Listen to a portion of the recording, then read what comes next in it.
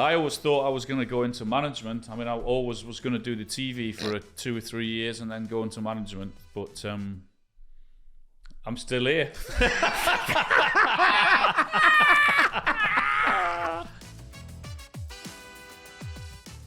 Hello and welcome to the Rest is Football question episode with Alan Shearer, Micah Richards and myself, Gary Lineker. We're going to crack on straight away so that we can answer as many questions as possible.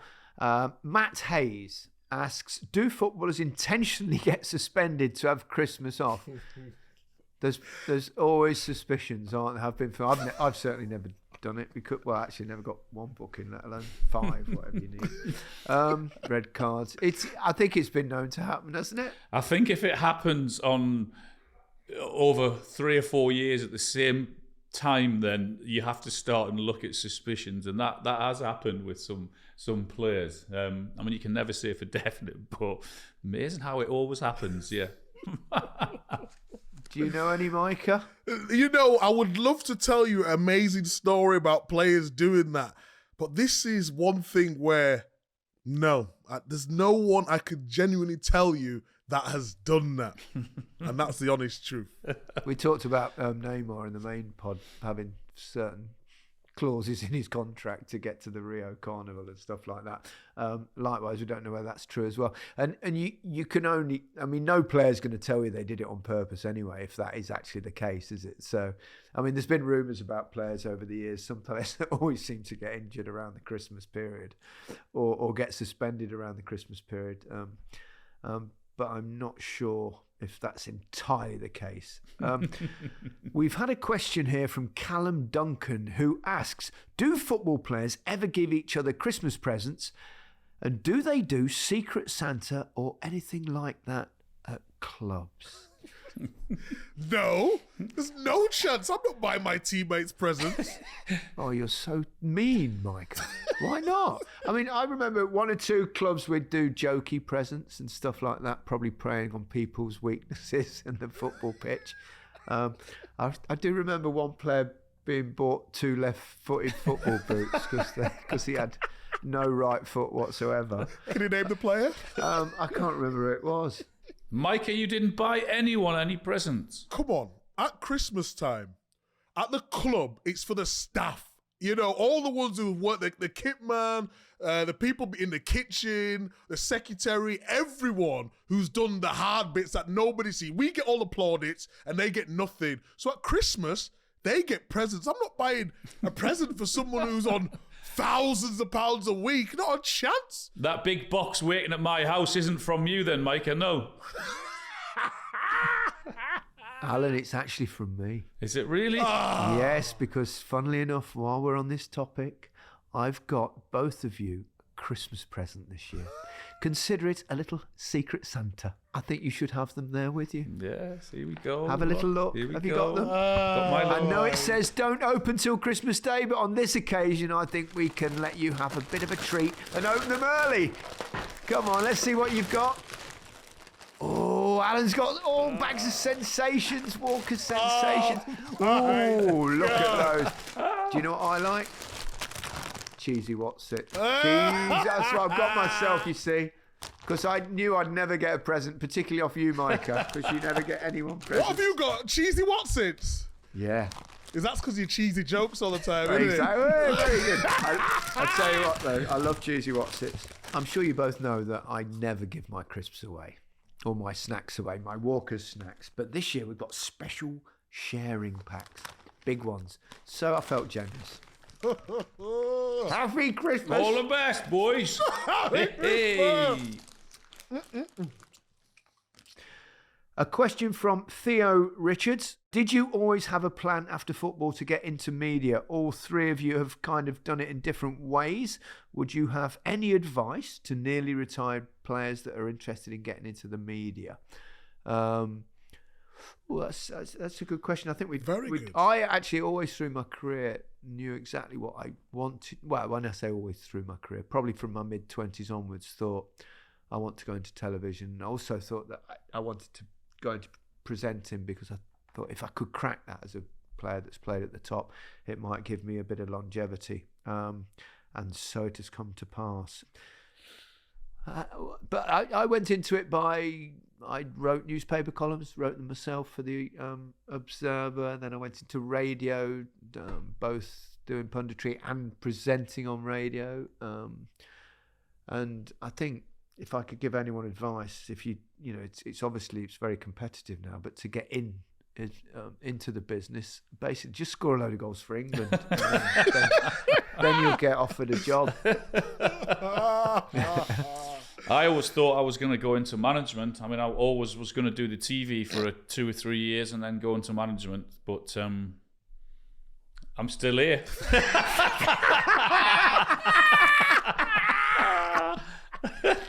Great timing. Dear. What do you think, Creosote?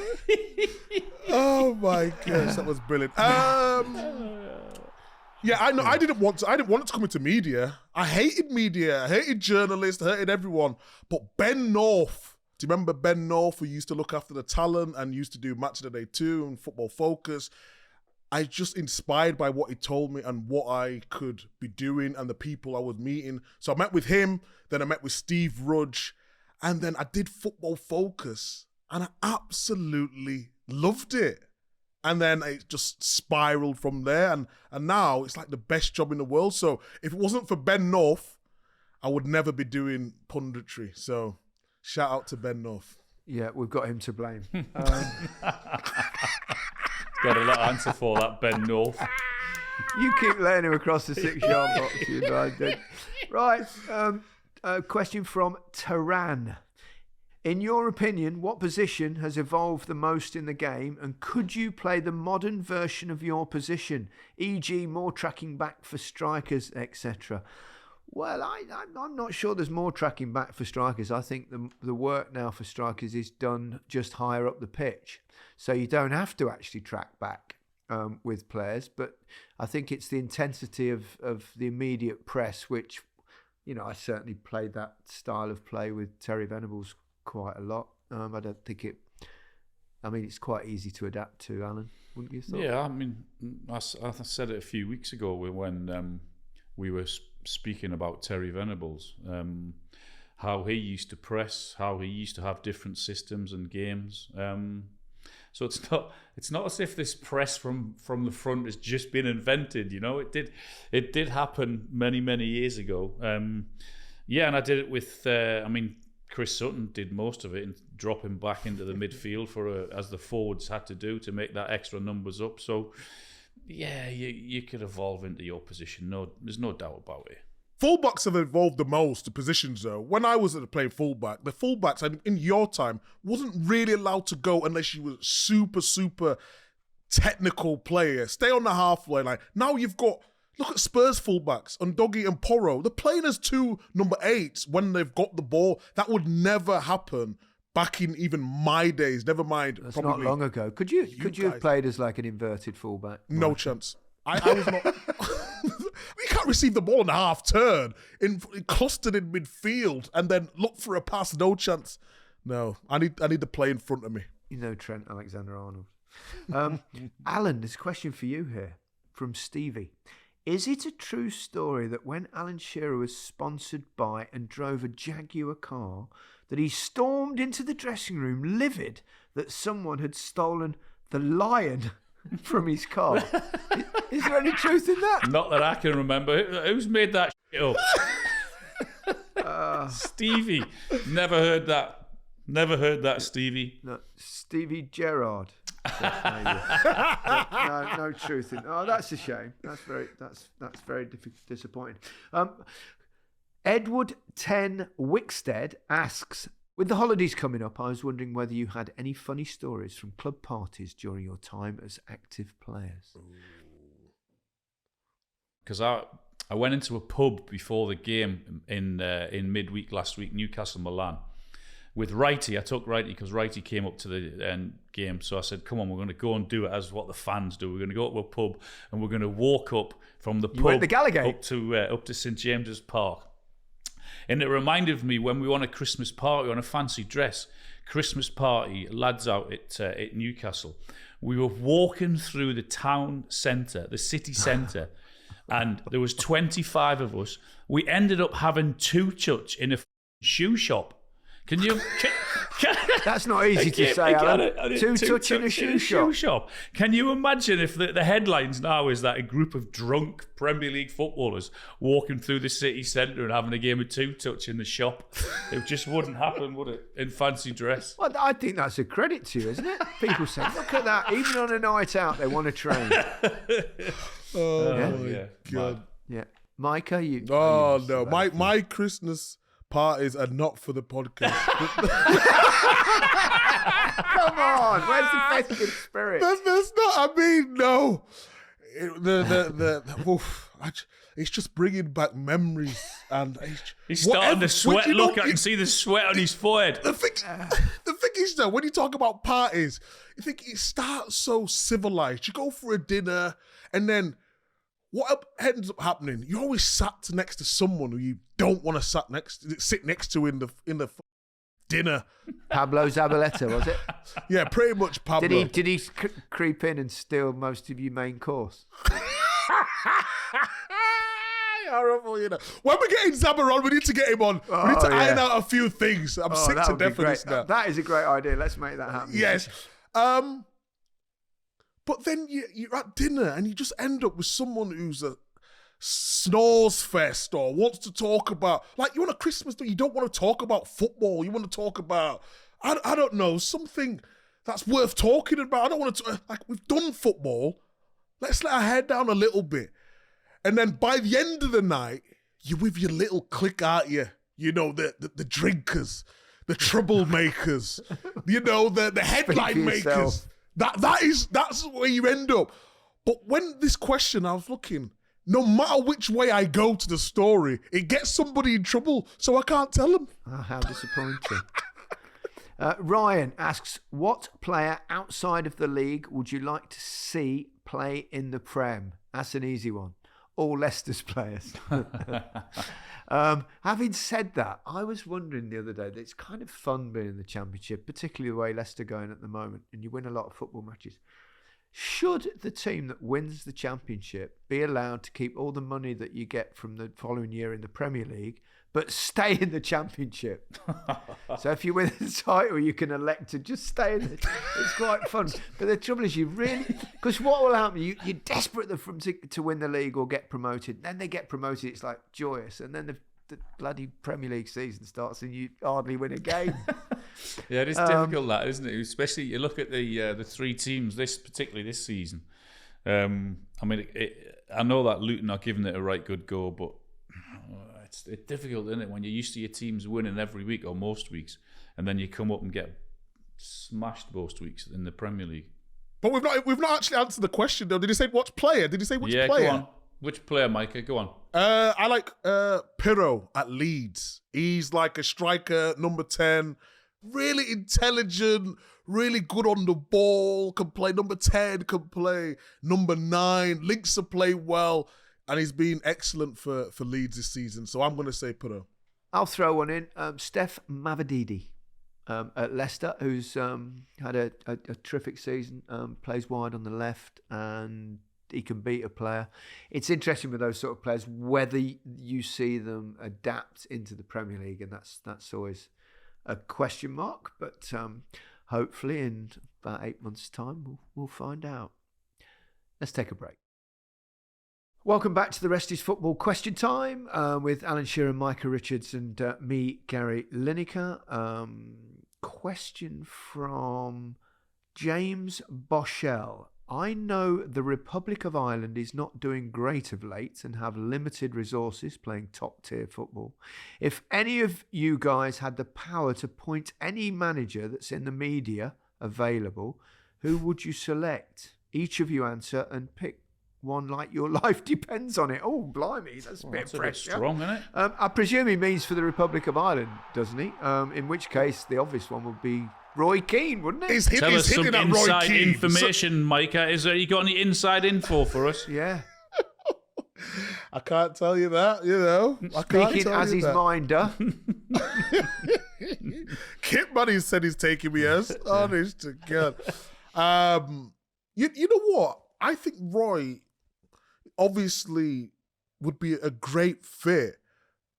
But he's so good at punditry, or he's so well liked. People like his punditry. I love his punditry. Some people don't like his punditry, but he's so well liked within the media. I don't understand why you would take a job. It's like you, Al. He's not had a job for, 10 years? When was the last you was at Newcastle? Yeah. It would be very difficult now to just go in a changing room and think things are going to be the same now to 10 years ago. That's the only thing I would say on it. What about you, Al? I agree, totally agree with that. Fair? Yeah, I think he is an obvious choice because of who and what he is. Then yeah, but yeah, it's when you've been out a long time, I think it'll be very, very difficult to go back in and adjust as you have to nowadays, because there's no doubt about it. Management is different now to what it was 10, 20, 30 years ago. You have to be different. James Long asks, most underrated player you played with for their impact on the team, even if it wasn't always recognised. It's always hard with underrated ones because sometimes there's a reason they're underrated. Yeah. But I think we've all played with, I would say someone like Gary Mabbott. I think I've mentioned him before on this show, that I, considering, he was full on diabetic and played, injecting himself 3 or 4 times a day and all that sort of stuff, and got out there 8 out of 10 every single game. Playing any position pretty much across the back and in midfield even. Primarily as a central defender though, so I'd perhaps say someone like that. Another player that I think when they ask questions like that, I always think of really good teams with squad players that perhaps don't always play every week but can fill in different kind of positions. Kevin Richardson, remember him? Yeah. Everton, Sunderland. Way back in my time. He kind of popped up and played lots of times in different positions, was put in a performance. I think I was at Newcastle with David Batty, and I don't and Blackburn, and I don't think people realise how good a player he was. I mean, he was hard as they come, got around the pitch, and could really. It was a really, really good passer. Didn't score a lot of goals, but did everything else really well. That's a great shout. That I remember Leeds. Yeah. I seen him in Leeds a couple of times when I was younger. Because they train at Four Parch, didn't they? And I went to Wetherby, so I always used to see him, and he always used to be like really nice, well-mannered. He didn't really smile much, but when he said hello to him, he was like really nice guy. I'm going to go Gareth Barry. Yeah. Because whenever Man City won the league or won the FA Cup, his name never gets mentioned. It's always the spine of the team, which would be Joe Hart, Company, Yaya Toure, and Aguero, Silva. But Gareth Barry held us all together. He was the glue. He was the algorithm.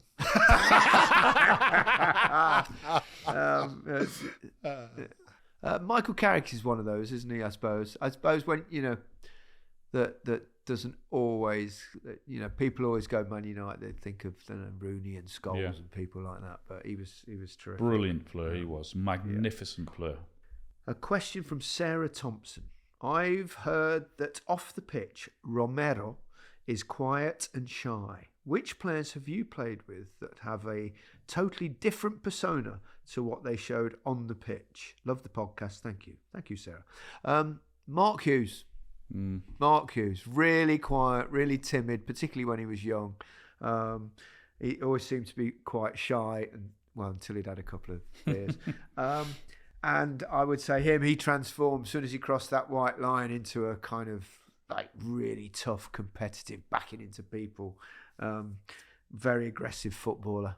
Different from how he was off the pitch. Francis Benali at Southampton. Oh, he could hit. He was one of people. He honestly, he was or is still so quietly spoken. One of the nicest guys you will ever meet. One of the most politest guys you will ever meet. Does amazing work with charity. And is such a great guy. Once he gets onto the football pitch, he would have no hesitation in killing you. He's that bad. That's a great one, man. Great answer, that Al. Yeah, I'll go Tevez, Carlos Tevez.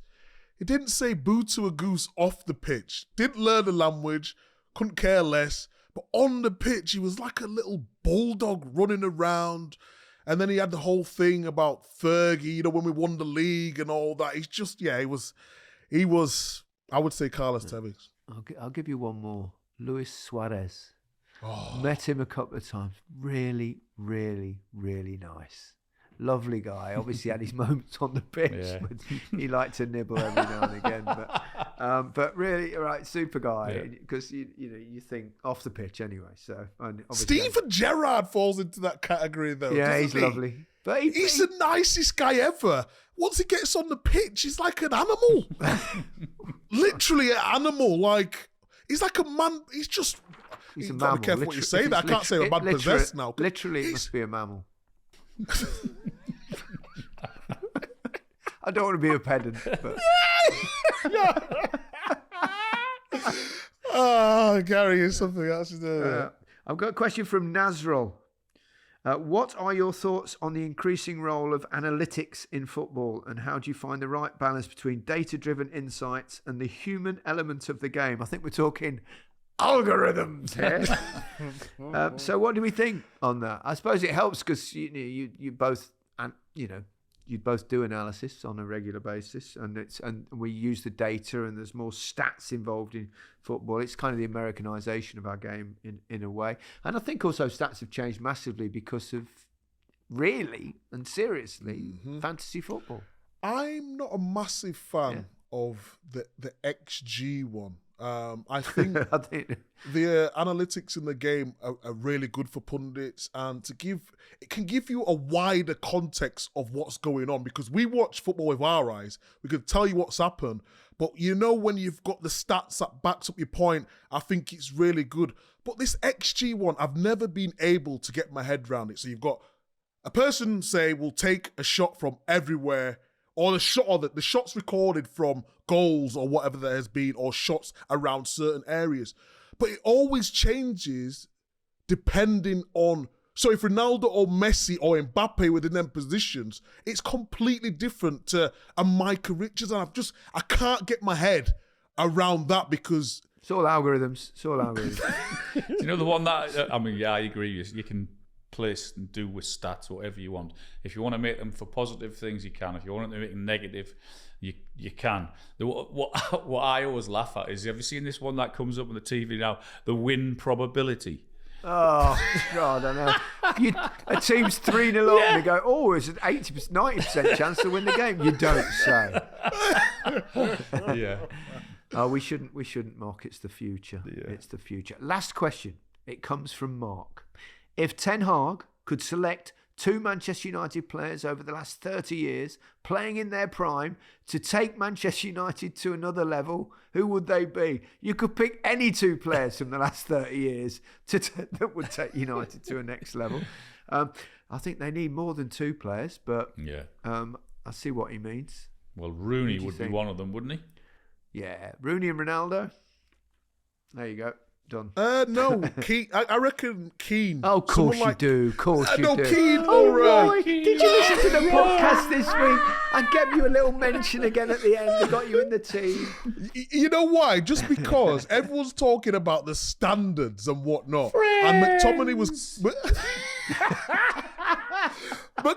was captain the other day, and he was leading by example. So if you had someone like a Roy Keane mould in there, or it could be like a Steve Bruce or any of the legendary captains for Man United, Brian Robson, who could just set the standards higher. I'm going for one of them, and then yes, Rudy or Ronaldo. I'd agree with. That's it for question time this week. We'll be back on Friday. We'll see. Well, we won't see you, but we'll talk to you then. Goodbye for now. Bye from me. Cheers. Goodbye.